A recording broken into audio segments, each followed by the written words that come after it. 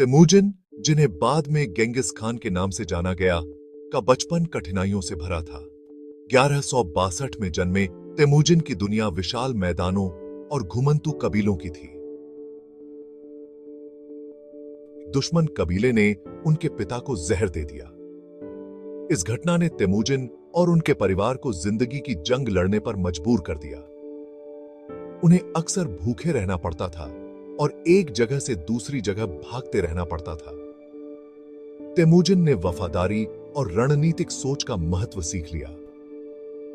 इतनी मुश्किलों के बावजूद तेमुजिन में अद्भुत करिश्मा और दृढ़ इच्छा शक्ति थी।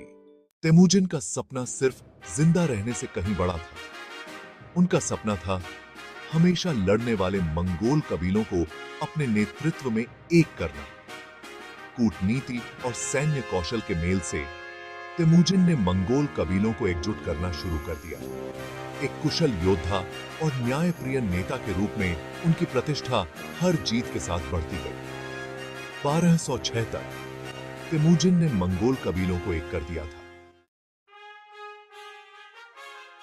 1206 का साल बहुत महत्वपूर्ण था। ओनो नदी के उद्गम स्थल पर मंगोल नेताओं की एक सभा हुई।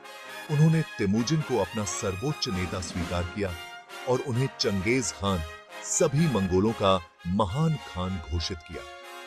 यह उपाधि केवल जनजातियों को एकजुट करने से कहीं बढ़कर थी। इसने एक नए मंगोल राष्ट्र के निर्माण का प्रतीक था। चंगेज खान, जो अब मंगोलों के निर्विवाद नेता थे, ने यासा नामक एक एकीकृत कानूनी संहिता की शुरुआत की। यासा ने नवगठित मंगोल राष्ट्र के भीतर व्यवस्था और अनुशासन को बढ़ावा दिया। इसने वफादारी, योग्यता और धार्मिक सहिष्णुता पर जोर दिया। चंगेज खान समझते थे कि एक मजबूत और एकजुट मंगोल लोग बहुत कुछ हासिल कर सकते हैं। वह अपने लोगों को समृद्धि और प्रभाव के एक नए युग में ले जाने के लिए दृढ़ थे। मंगोल कबीलों को एकजुट करने के बाद चंगेज खान ने अपना ध्यान बाहर की ओर लगाया। उन्होंने अपने सेनाओं को कई अद्भुत सैन्य अभियानों में नेतृत्व किया। उनकी कमान में मंगोल साम्राज्य का तेजी से विस्तार हुआ, जो पूर्व में प्रशांत महासागर से लेकर पश्चिम में पूर्वी यूरोप तक फैल गया। चंगेज खान की सैन्य प्रतिभा अद्वितीय थी। वह गतिशीलता और अचानक हमले को पसंद करते थे। कुशल घुड़सवारों और तीरंदाजों का इस्तेमाल विनाशकारी तरीके से करते थे। उन्होंने युद्ध की नई रणनीतियां भी अपनाई, जैसे पीछे हटने का नाटक करना और बारूद का इस्तेमाल। चंगेज खान वफादारी और योग्यता को पुरस्कृत करने में विश्वास करते थे। उन्होंने सैनिकों और सेनापतियों को उनकी क्षमताओं के आधार पर पदोन्नत किया, चाहे उनकी सामाजिक स्थिति या जातीयता कुछ भी हो। इससे एक अत्यधिक प्रेरित और प्रभावी सैन्य बल का निर्माण हुआ। मंगोल सेनाएं, जो अपने अनुशासन और प्रभावशीलता के लिए जानी जाती थीं, इतिहास की सबसे दुर्जय युद्ध सेनाओं में से एक बन गई।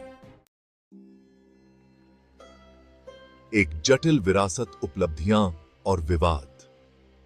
1227 में चंगेज खान की मृत्यु हो गई, लेकिन उनके उत्तराधिकारियों के नेतृत्व में उनका साम्राज्य फैलता रहा। उन्होंने अपने पीछे एक जटिल विरासत छोड़ी। उन्हें एक शानदार सैन्य रणनीतिकार और एक क्रूर विजेता के रूप में याद किया जाता है। उनकी विजय के परिणाम स्वरूप व्यापक मृत्यु और विनाश हुआ। हालांकि वह एक दूरदर्शी नेता भी थे, जिन्होंने अधिकांश एशिया में स्थिरता और समृद्धि लाई। चंगेज खान के साम्राज्य ने पूर्व और पश्चिम के बीच व्यापार को बढ़ावा दिया। उन्होंने अपने शासनकाल में धार्मिक सहिष्णुता को बढ़ावा दिया और डाक स्टेशनों की एक प्रणाली स्थापित की, जिससे पूरे यूरेशिया में संचार में सुधार हुआ। उनके शासनकाल ने महत्वपूर्ण सांस्कृतिक आदान प्रदान और बौद्धिक उत्कर्ष के दौर को चिह्नित किया। चंगेज खान का इतिहास पर प्रभाव निर्विवाद है।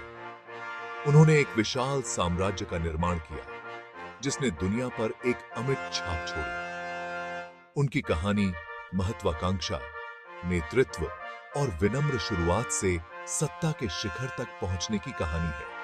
हालांकि उनके तरीके अक्सर क्रूर थे, लेकिन उनके दृष्टिकोण ने यूरेशिया के राजनीतिक और सांस्कृतिक परिदृश्य को नया आकार देने में मदद की। चंगेज खान की विरासत आज भी लोगों को मोहित और प्रेरित करती है, जो हमें एकता की शक्ति, एक दूरदर्शी नेता के प्रभाव और सभ्यताओं की परस्पर वेरबुंदनहाइट की याद दिलाती है।